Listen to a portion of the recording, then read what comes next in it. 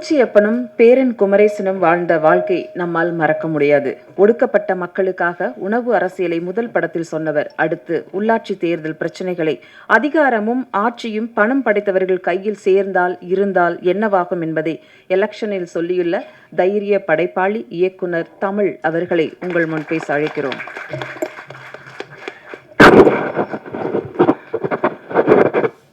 ஒருத்தரை அழிக்கணும்னா நீண்ட போர் வாளோ எதுவுமே தேவையில்லை. 4 புகழ் சொற்கள் இருந்தால் போதும், அவனே அழிஞ்சிருவான். புகழ், போதை, பணம், பெண், பேர், புகழ் இதுக்காக சினிமாவுக்கு நான் வரல. என்னை அழ வச்சது, சிரிக்க வச்சது, குறிப்பாக சிந்திக்க வச்சது, அதுக்காக தான் சினிமாவுக்கு வந்தேன். வணக்கம். சேத்துமான் படத்திற்கு ஆதரவும் அன்பும் பெரும் அளவில் கொடுத்த ஊடக நண்பர்கள், ரிவ்யூவர்ஸ், பத்திரிகை எல்லாருக்கும் என் நன்றி, வாழ்த்து, என்னோடய அன்பையும் சொல்லிக்கிறேன். ஏன்னா நீங்கள் எனக்கு பெரிய பயத்தை தான் கொடுத்துருக்கீங்க. பெரிய பயத்தை கொடுத்து இப்போ நான் பயத்தில் தான் நின்றுட்டுருக்கேன். ஏன்னா அந்த படம் ரொம்ப உங்களுக்கு கனெக்ட் ஆகிடுச்சு. இது எப்படி கனெக்ட் ஆகும் அப்படிங்கிறது எனக்கு தெரியல. இவங்க படத்தை பற்றி முன்னாடி சொன்னவங்க எனக்கு தெரியல. எனக்கு உண்மையாலுமே ஒவ்வொருத்தரோட பாயிண்ட் ஆஃப் வியூவும் ஒவ்வொன்றும் இருக்கும். ஏன்னா 100 மூலை பார்த்ததுன்னா 100 மூலையும் ஒவ்வொன்று சொல்லும். ஆனால் நான் படத்தை பற்றி எதுவுமே ஒரு வார்த்தை கூட நான் உங்ககிட்ட ஷேர் பண்ணிக்கல. ஏன்னா நீங்கள் பாருங்கள், பார்த்துட்டு உங்களுக்கு என்ன தோணுதோ அதை பண்ணுங்கள், அதுதான் சரின்னு தோணுது. மற்றபடி இந்த சேத்துமான் பண்ணிகிட்ருக்கும்போது முடிச்சிட்டேன். சேத்துமான் முடித்ததுக்கப்புறம் என்கிட்ட ஒரு பழக்கம் என்னென்னா, ஒரு ஷூட்டிங் ஒன்று முடிஞ்சதுன்னா ஒரு 1 மந்த்து எதுவுமே மைண்டில் வச்சுக்க மாட்டேன். இமிடியேட்டாக அடுத்த இதுக்குள்ளே போயிடுவேன், அந்த வேர்ல்டுக்குள்ளே போயிடுவேன். அந்த வேர்ல்டில் இருக்கக்கூடிய மனிதர்களை நான் சந்திக்கவே கூடாதுன்னு தான் நினைப்பேன். அதுதான் நான் என்னோடய இதில் இருக்கேன். என்னோடய ஒரு படத்தில் நடித்தவங்க அடுத்த படத்தில் நடிக்கக்கூடாது, அடுத்த படத்தில் இருக்கவங்க நடிக்கக்கூடாதுங்கிறது நான் உறுதியாகவே அப்படியே ஒரு கொள்கையாகவே வச்சுருக்கேன். அது ஏன்னா அது ஒரு ஒரு ஒரு மாதிரி அது ஒரு இது தோணும் அப்படிங்கிறதுக்காக நான் அதை பண்ணுறதே இல்லை. ஸோ சேத்துமான் முடிச்சுட்டு ஒரு 1 மந்த் கழித்து இந்த ஸ்கிரிப்ட் எழுத ஆரம்பிச்சுட்டு பண்ணிகிட்டே இருந்தேன், வெர்ஷன் பண்ணிகிட்டே இருந்தேன். அப்போ கொரோனாலாம் வந்தது, இது எல்லாமே என்னென்னமோ இருந்தது. அப்போ முடிச்சுட்டேன். அப்போ ஒரு நாள் கொரோனா டைமில் தான் சூரரை போட்டுற படம் ரிலீஸ் ஆச்சு. அப்போ டைலாக் ரைட்டர் விஜயகுமார் சார் பேர் இருந்தது. ஆனால் இந்த ஸ்கிரிப்டை நான் அப்போ சேத்துமான் முடிச்சுட்டு ரிலீஸ் ஆகலை. அது ஓடிடியில் சோனி லிவில் ரிலீஸ் ஆகலை, வெயிட்டிங்கில் இருந்தது. நான் நீலம் ப்ரொடக்ஷனில் பண்ணிட்டதுனால நாம் ஒரு பெரிய கம்பெனி, நல்ல கம்பெனி அதுதான் பண்ணணும் அப்படிங்கிறது தான் நான் குறிக்கோளாகவே இருந்தேன். அப்போ நான் அதுக்காக தான் வெயிட் பண்ணிகிட்டு இருந்தேன். 2D அப்புறம் சத்யஜோதி அப்படின்னு இந்த 2 கம்பெனியில் தான் ஃபாலோ பண்ணிகிட்டு இருந்தேன் நான். ராஜா சாரை ஆகட்டும், சத்யஜோதியில் editor Srikar Prasad sir refer பண்ணி ஃபாலோ பண்ணியிருந்தேன். அவங்க நோலாம் சொல்ல, கதையே கேட்கல, லாஸ்ட் வரைக்கும் கேட்கவே இல்லை. அப்போ சூரரை போட்டு ரிலீஸ் ஆச்சு. அப்போ நம்ம ஒரு பொலிட்டிக்கல் கதை வச்சுருக்கோம். ஒரு பொலிட்டிக்கல் நாலேஜ் தெரிஞ்ச ஒரு பொலிட்டிக்கல் நாலேஜ்னால் என்னை விட நாலேஜ் தெரிஞ்ச, நம்மளை விட ஒரு அறிவாளி வேணும் இந்த படத்துக்கு அப்படின்னு. அப்போ தான் எனக்கு ஸ்ட்ரைக் ஆச்சு. உண்மையாலுமே அப்போ தான் விஜயகுமார் சாரை எனக்கு ஸ்ட்ரைக் ஆனார். சரி, அப்போ உடனே இமிடியேட்டாக நம்பர் வாங்கி அவர்கிட்ட நான் பேசினேன். அந்த மாதிரி இது பண்ணேன். ஸ்கிரிப்ட் எனக்கு அனுப்புகிறேன், படிக்கிறேன். இல்லை தமிழ், நான் ஸ்கிரிப்டுக்கு படிக்கிறதுக்கு நான் இது பண்ணுறதில்ல. இல்லை நீங்கள் படிச்சுட்டு உங்களுக்கு பிடிச்சிருந்தா நீங்கள் நடிக்கிறதுக்கு கேட்குறேன், அப்போ அனுப்புங்க அப்படின்னாரு. படிச்சுட்டு 2வது நாளே கூப்பிட்டார். சேத்துமான் போட பவுண்டட் ஸ்கிரிப்டை ரஞ்சித் அவர்களுக்கு நான் கொடுத்து அவர் 2 நாள் கழித்து கூப்பிட்டார். ஆஃபீஸ் வாங்க அப்படின்னு கூப்பிட்டாரு. நம்ம பண்ணுவோம் அப்படின்னாரு. அதே மாதிரி தான் இந்த ஸ்கிரிப்டையும் நான் அவர்கிட்ட கொடுத்து 2 நாள் கழித்து அவர் கூப்பிட்டாரு. இதை நாம் பண்ணுவோம், என்ன பண்ணுறீங்க, யாரை ஃபாலோ பண்ணுறீங்கன்னா நான் இப்போ இந்த ஃபாலோ பண்ணிகிட்டு இருக்கிறேன் இதை சொன்னேன். அப்போது ஒரு நாள் இந்த மாதிரி நான் ஃபஸ்ட்டு ஒரு படம் பண்ணிகிட்ருக்கேன், ஃபைட் கிளப்பு. அப்போ நேம் வைக்கல, இந்த மாதிரி இது ஆதித்யா பண்ணுறாரு அப்படின்னு சொல்லிட்டு இருந்தார். அவர்கிட்ட இது பண்ணலாமா அப்படின்னாரு. நானும் அவரும் ரொம்ப டீப்பாக அந்த கொரோனா டைமில் நிறையா பேசினோம். அப்போ இல்லை சார் கொஞ்சம் ஃபாலோ பண்ணிகிட்ருப்போம், வெயிட் பண்ணுவோம் அப்படின்னா அப்புறம் ஒரு நாள் கூப்பிட்டார். இல்லை நம்ம இவ்வளோ நாள் வெயிட் பண்ணி பார்த்துட்டோம், அங்கேருந்து எதுவும் ரெஸ்பான்ஸ் வரலங்கும்போது ஏன் வெயிட் பண்ணணும், இப்போ அவர் யூஎஸில் இருந்தார், வந்திருக்காரு, ஸோ அதை வந்து நம்ம பயன்படுத்திக்கலாம் அப்படின்னாரு. அவர்கிட்ட நம்ம சொல்லுவோம், அவருக்கு பிடிச்சிருந்தா அவர் பண்ணட்டும் அப்படின்னாரு. அப்போ அவர் கூப்பிட்டாரு. நான் எனக்கு என்னென்னா இவர் யூஎஸில் இருக்கார், நாம் சொல்கிறது லோக்கல் பாடி எலெக்ஷனில் இருக்கிறது எப்படி அவருக்கு கனெக்ட் ஆகும் அப்படிங்கிறதுலாம் எனக்கு பயங்கர டவுட்டு. ஸ்கிரிப்ட் பவுண்டடு, எனக்கு கதை சொல்ல தெரியாது, பெருசாக கதை சொல்ல தெரியாது. நான் பவுண்டட் கொடுத்து படிப்பேன், படித்து பிடிச்சிருந்தா படம் பண்ணுவோம், படம் பண்ணலைனாலும் ஒன்றும் பிரச்சனை இல்லை. எனக்கு அப்படி போய் படம் பண்ணணும்னு எனக்கு அவசியம் இல்லை பர்சனலாக. அப்போ கூப்பிட்டாரு. அவர் படிச்சிட்டாரு. அவர் என்னென்னா கிரியேட்டராக இருந்தனால அவர் ஒரு முன்னாடி எனக்கு முன்னாடி அனுபவசாலி, என்னை விட நல்ல கிரியேட்டர், என்னை விட நல்ல இயக்குனர்.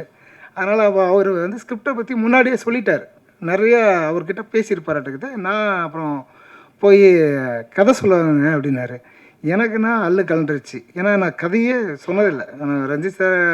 ரஞ்சித் அவர்கள்ட்டையும் சரி, விஜயகுமார் அவர்கள்ட்டையும் சரி, நான் யார்கிட்டையும் கதை சொன்னதில்லை, கதை சொல்லவும் போக மாட்டேன். நான் பவுண்டட் கொடுக்குறேன், கொடுத்தேன், படித்தா பிடிச்சிருந்தா பண்ணலாம், இவ்வளோ தான் என் கால். அப்போ கதை சொல்ல கூப்பிட்டாரு. நான் சொன்னேன், சார் பவுண்டட் இருக்குது அப்படின்னு. சரி அப்படின்னு சொல்லிட்டு ஒரு தடவை அனுப்பிச்சோம். அவர் இல்லை கதை சொல்கிறது கேட்குறாரு, நீங்கள் ஒரு 1 hour சொல்லுங்களேன் அப்படின்னாரு. அப்புறம் ஒரு நாள் மத்தியானம் மாதிரி போனேன், சொன்னேன். சத்தியமாக நான் என்ன சொன்னேன், அங்கே என்ன நடந்ததுன்னு தெரில. அவரை முழுக்க கன்வின்ஸ் பண்ணது விஜயகுமார் அவர்கள் தான். ஸோ இந்த ப்ராஜெக்ட் ஒட்டுமொத்தமாக நடக்கிறதும், இந்த படம் உருவானதுக்கும், நான் இந்த மேடையில் நிற்கிறதுக்கும் ஒட்டுமொத்த காரணமும் அவர் மட்டுமே. இதை நான் ஹானஸ்டாகவும் உண்மையாகவும் நேர்மையாகவும் சொல்கிறேன். ஏன்னா அவர் எப்படி வந்து ரஞ்சித் அவர்கள் ஒரு கிரியேட்டராக இருந்தனால தான் சேத்துமான் கதையை எந்த ஒரு தயாரிப்பாளரும் படம் பண்ண மாட்டாங்க. தமிழ் சினிமாவில் பண்ண மாட்டாங்க, மலையாள சினிமானா பண்ணிடுவாங்க, தமிழ் சினிமாவில் யாரும் பண்ண மாட்டாங்க ரஞ்சித் அவர்களை தவிர. இந்த நேரத்தில் ரஞ்சித் அவர்களுக்கு என் நன்றியை சொல்லிக்கிறேன். அந்த கதையை எடுத்த பெருமாள் முருகன் அவர்களுக்கும் என் நன்றியை சொல்லிக்கிறேன். அதுக்கப்புறம் இந்த கதையை வந்து பண்ணணுன்னா கண்டிப்பாக அது ஒரு புரிதல் உள்ள ஒருத்தரால் மட்டுமே முடியும். அது முழுக்க அதாவது என்னென்னா, ஒரு வெர்ஷன் எழுதி அனுப்புவேன், மறுபடியும் ஒரு வெர்ஷன் அனுப்பிப்பேன். அவர் ஒரு கிரியேட்டர், டைலாக் வந்து பண்ணியிருக்காரு. சூரிய ரிப்போர்ட்டர் பார்த்துருப்பீங்க. வானம் வந்து என்ன உங்கள் அப்பா மட்டும் சொத்தா அப்படின்னு சொல்கிறது இருக்கு இல்லைங்களா. அந்த ரைட்டிங் எழுதுறதுக்கு ஒரு அறிவு வேணும், பெரும் அறிவு வேணும். அந்த அறிவு வந்து என்னை விட பல மடங்கு அவருக்கு இருக்குது. அவரு தான் ஆதித்யா அவர்களை கன்வின்ஸ் பண்ணி இந்த ப்ராஜெக்டை ஒர்க் பண்ண சைன் பண்ண வச்சார். முழுக்க காரணம் விஜயகுமார் அவர்கள் மட்டுமே. இது வேறு யாருமே கிடையாது. இது நானோ இதுவோ இல்லை. நான் கதை எழுதுவேன், அவர் இல்லைனாலும் இன்னொருத்தரை ப்ரொடியூசரை பண்ணிடுவேன். எனக்கு அந்த அளவுக்கு வில் பவர் இருக்குது. அந்த மாதிரியான ஒரு பர்சன் தான் நான். ஆனால் இந்த ப்ராஜெக்ட் நடக்கணும் இல்லையா, அதுக்கு முழுக்க காரணம் அவர் மட்டுமே. ஆனால் எத்தனை வருஷம் கொடுத்தாலும் அதை படிச்சுட்டு அதில் கரெக்ஷன்ஸை சொல்லி அதில் இப்படி இருக்குது இது இருக்குது அப்படின்னு சொல்லி எனக்கு ஒரு கைடு பண்ணது வந்து முழுக்க அவர் தான். ஸோ இந்த நேரத்தில் அவருக்கு முழு நன்றியை நான் தெரிவிச்சுக்கிறேன். அவர் அதுக்கப்புறம் ஆதித்ய சார் வந்து சொன்னார், அவர் யூஎஸ்லேருந்து வந்தார் இல்லைங்களா, அதை எப்படி புரியணும் சொல்லிட்டேன், கதையை சொன்னேன். அப்புறம் அடுத்த நாள் கூப்பிட்டாரு. எனக்கு சத்தியமாக எனக்கு தெரியல, கதை எப்படி சொல்லியிருப்போம்னு எனக்கு தெரியல. அவர் தான் அவர் சொன்னார். அப்புறம் இது பண்ணார், ஓகே தமிழ் பண்ணலாம் அப்படின்னு சொல்லிட்டாங்க. அப்போ சைன் பண்ணலாம், அதை பாண்டு பேப்பர்லாம் வாங்கி வச்சாச்சு, சைன் பண்ணலாங்கும்போது 2வது கொரோனா வந்துருச்சு. அப்போ நாம் வந்து நடுத்தரில் தான் நின்றுட்டு இருந்தோம். இது வேறையா, இந்த கொரோனா வேறு வந்து வேறு தொல்லை பண்ணுது ஏடா அப்படின்ட்டு அது ஒரு 3 மாதம் போச்சு. ஆனால் 3 மாதம் தொடர்ந்து நாங்கள் பேசிகிட்டே இருந்தோம், தொடர்ந்து பேசிட்டோம், பல விஷயங்களை பேசியிருக்கோம். நான் அரசியலை பற்றி பேச மாட்டேன், அவருக்கு அரசியல் நல்லா தெரியும். அப்புறம் அவர் தான் வந்து சொல்லி ஆதித்யா அவர்களை வந்து இது பண்ணார். நான் வந்து அதுக்கப்புறம் சொல்லி சைன் பண்ணி இன்னைக்கு வரைக்கும் 65 நாள் தொடர்ந்து படப்பிடிப்பு நடந்ததுக்கு ஒரே காரணம் அவர் மட்டுமே. ஏன்னா அவர் வந்து ஒரு 10 நாள் எடுத்துகிட்டு ஃபுட்டேஜ் பார்க்கலாம் அப்படின்னு சொல்கிறதோ, இல்லை 30 நாள் எடுத்துகிட்டு பார்க்கலான்னு சொல்கிறதோ அப்படி இல்லாமல் முழுக்க அவர் வந்து நம்பினது வந்து விஜயகுமார் அவர்களை. அவர் வந்து என்னையை நம்பினார். ஸோ நாங்கள் அந்த நம்பிக்கைக்கு ஒரு இதாக இருக்கணும் அப்படிங்கிறதுக்காக தான் நான் இது பண்ணேன். அவர் மட்டுமே காரணம். இந்த இந்த 65 நாள் தொடர்ந்து படப்பிடிப்பு போகிறதுக்கு ஆதித்யா அவர்கள் தான் காரணம். ரொம்ப ரொம்ப நன்றி சார்.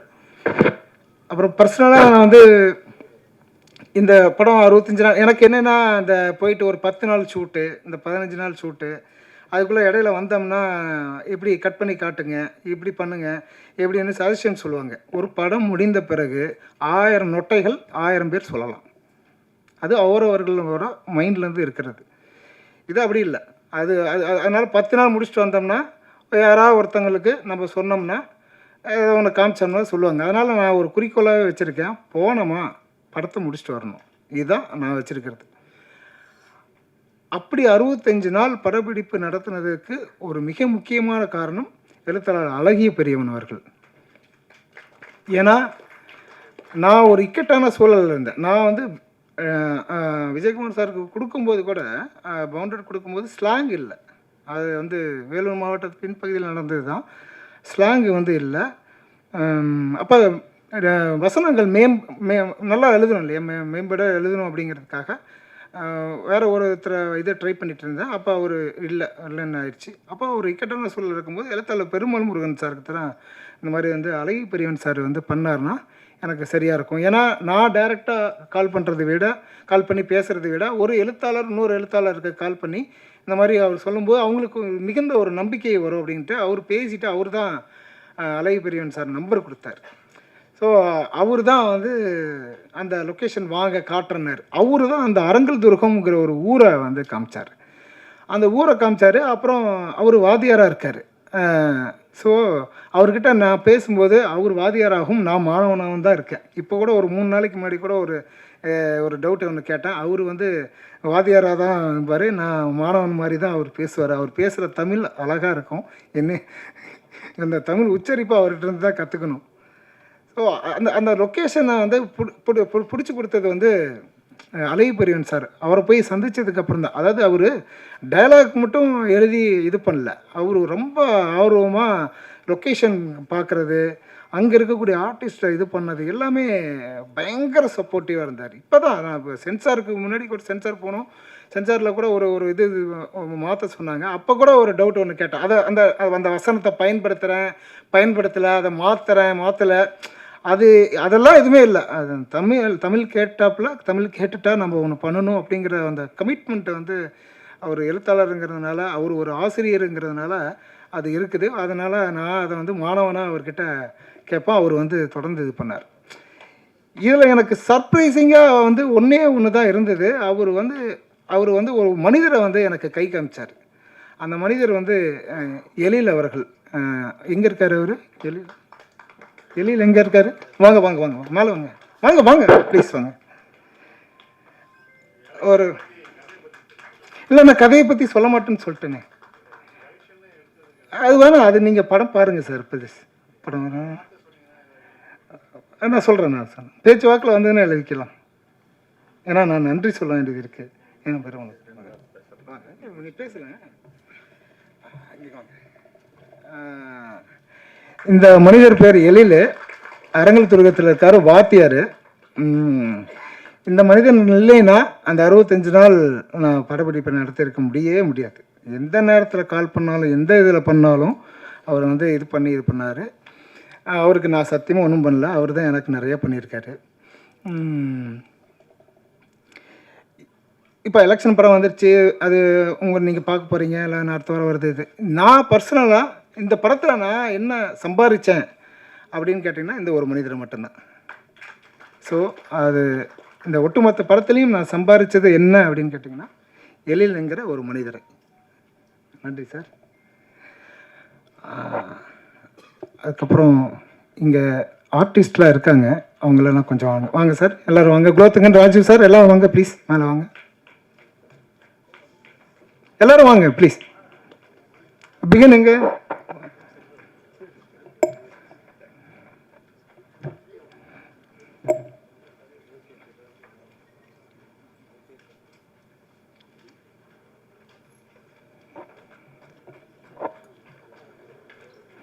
இன்னும் நிறைய பேர் இருக்காங்க, வாங்க.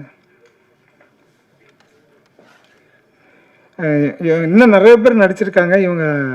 இவங்கெல்லாம் அந்த 65 நாளும் ரொம்ப நல்லா ஒத்துழைப்பு. வாங்க ப்ளீஸ்.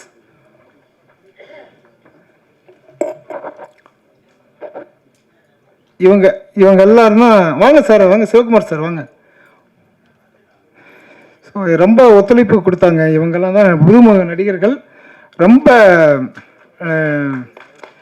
நீங்கள் பாருங்கள், படம் பாருங்கள். ரொம்ப சர்ப்ரைசிங்கான ஒரு விஷயத்த பண்ணியிருக்காங்க. சரி, இவங்க எல்லாம் சேர்ந்து தான் வாங்க வாங்க வாங்க. இன்னும் நிறைய பேர் இருக்காங்க ஆக்சுவலாக. வாங்க சங்கர் பாபு வாங்க. எங்கே சித்தார்த் எங்க? Assistant directors Satish. வேறு யார் இருக்கா? நாகராஜ் பிரதர் வாங்க.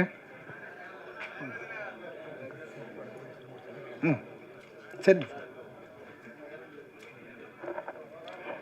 வாங்க வாங்க ப்ளீஸ் வாங்க.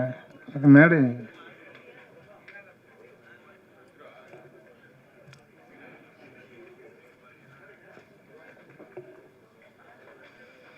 வாங்க, சீக்கிரம் வாங்க ப்ளீஸ் வாங்க, வெயிட் பண்ணுறாங்க. ஸோ இவங்க எல்லாம் சேர்ந்து தான் இந்த படம். நான் ஒரு கருவி மட்டுமே. நன்றி, வணக்கம்.